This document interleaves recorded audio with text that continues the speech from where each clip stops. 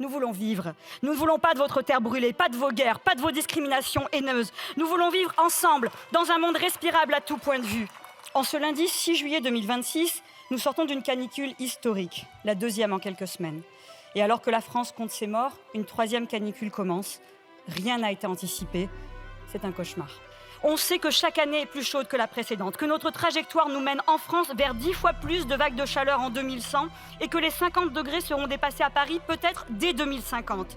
Et vous n'avez rien prévu, pas de plan pour des volets, pas de rénovation massive des bâtiments publics, pas de réquisition des logements vacants, pas de protection des travailleurs. Débrouillez-vous dans les hôpitaux avec des couvertures de survie et surtout, buvez de l'eau. On vous accuse beaucoup d'inaction climatique, mais ce n'est pas juste. Vous agissez. Vous menez une politique violemment climaticide.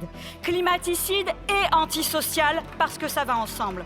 Parce que ce sont toujours ceux qui à la fois participent le moins au réchauffement climatique et à la pollution qui pourtant en subissent le plus les conséquences.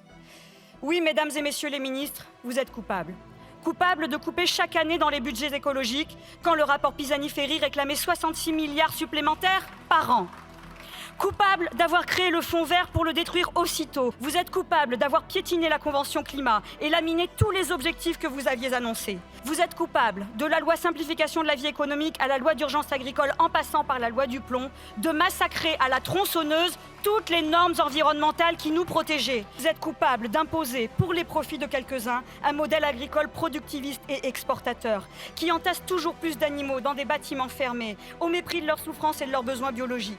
Nous voulons vivre. Nous ne voulons pas de votre terre brûlée, pas de vos guerres, pas de vos discriminations haineuses. Nous voulons vivre ensemble, dans un monde respirable à tout point de vue. Ainsi, je fais mienne cette phrase de la romancière indienne Arundhati Roy. Un autre monde n'est pas seulement possible, il est en route. Par temps calme, je peux l'entendre respirer. Nous sommes le nombre, nous sommes la force, nous sommes la nouvelle France. Et mesdames et messieurs les ministres, au terme de cette plaidoirie, notre verdict est sans appel. Nous vous déclarons coupables d'actions climaticides en bande organisée et nous vous condamnons à la censure.